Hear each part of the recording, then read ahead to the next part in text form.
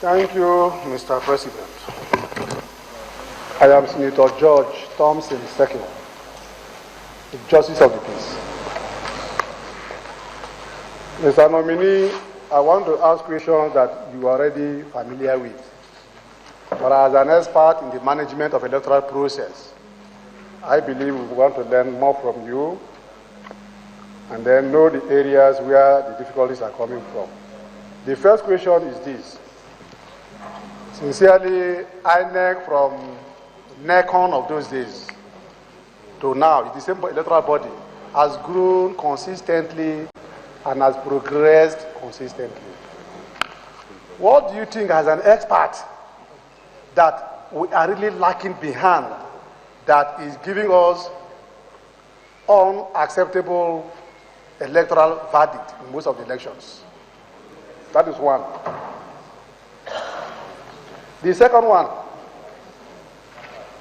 in the election process, the umpire is INEC. INEC keep polling officer, assistant polling officer 1, 2, and 3 there. The parties, the political parties, put their agents based on candidates. The responsibility of the INEC officials is to be sure there is no malpractice. The right thing is done, and that elections are conducted according to the Electoral Act and the guideline. Now, if after the election, a particular ward or unit is found one thing, who are we actually to hold responsible? Is it the INEC ad hoc staff or INEC staff, or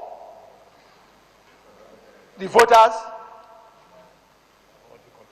or the contestants who finally take the brunt if they go to court and elections are nullified, while the umpire who supervises the election in that particular LGA or ward or unit is let go without any punishment, without any call to order?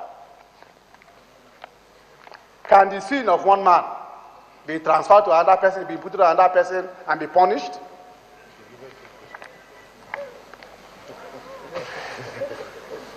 Question number 3. As the Quran is to the Muslims and the Bible is to the Christians, so the Constitution of the Federal Republic of Nigeria is to every person of this country. Every person in this country is guided by two things: your religious codes and the provisions of the Constitution. And then every institution is also guided by two things: the Constitution and Acts of Parliament.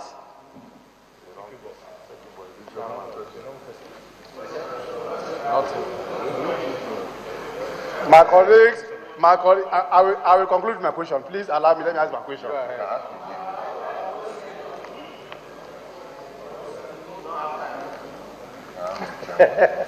Mr. President, protect me.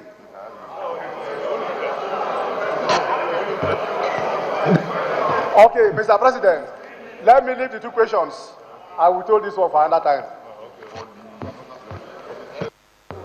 Distinguished Senator, I was going to protect you because I know you have many questions, and I thought that to protect you, you'll have saved all these your questions for the real chairman, because those questions that you're asking now, I hope you are not going to hope that you raise your hand again, because I'll have to give. So strategically, our advice, those of you that have very good questions, you should be strategic as you are putting your questions, because you might lose your Senator Blair.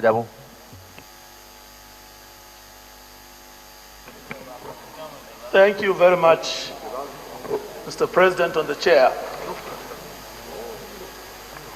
I'm just beginning to wonder. I'm Senator Blair from Nasarawa West Senatorial District. From your response to our colleague, the last before me, I'm just beginning to wonder whether I should not reserve my question for the Oga Kwata Kwata. But maybe a teaser from that question. One thing which has given INEC a good name, a good tag, acceptability across the Nigerian voting population, acceptance by the international community from the point of view of your success at the last general election is the card reader. The card reader was so efficient and was so well.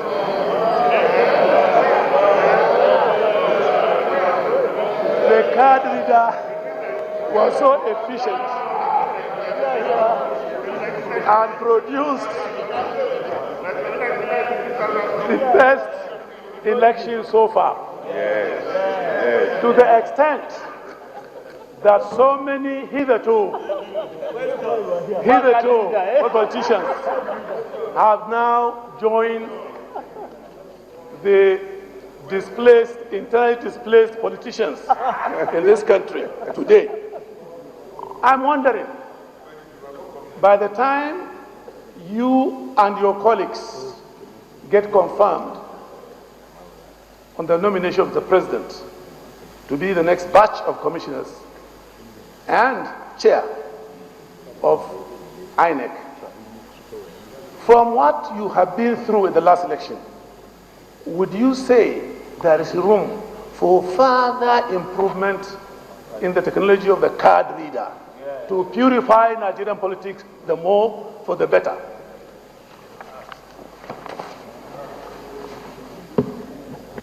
You can go. Okay, so.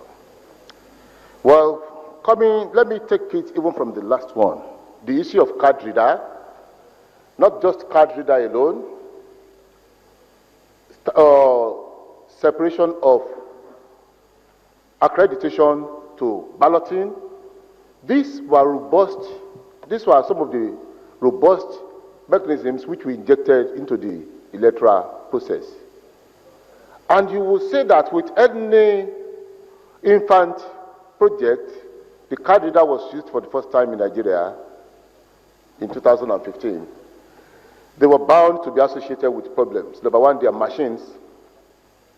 Number two, they are being operated by more than about 500,000 different people who have different ways of handling the machine.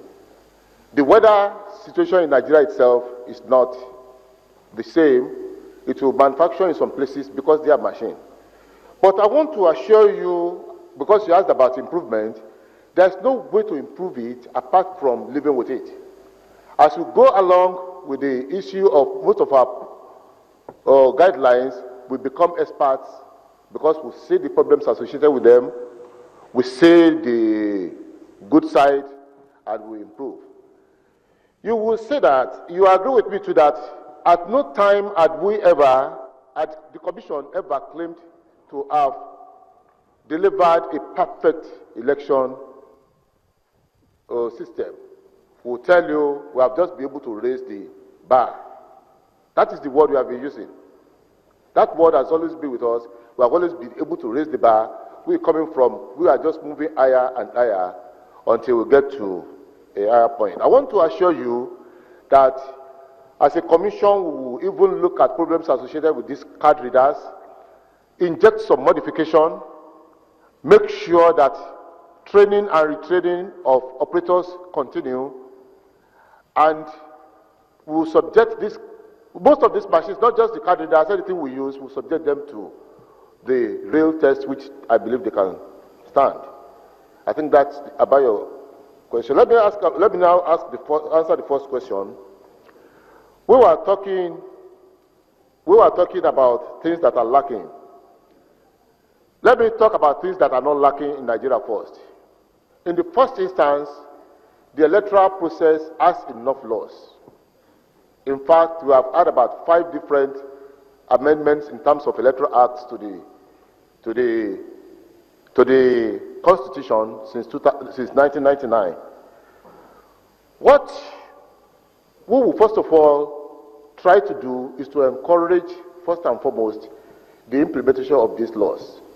In 2011, our slogan was that we will not break a single law, we will not disobey a court order, I will not break a single law. The electoral process was able to move forward a bit because we adhered strictly to the law.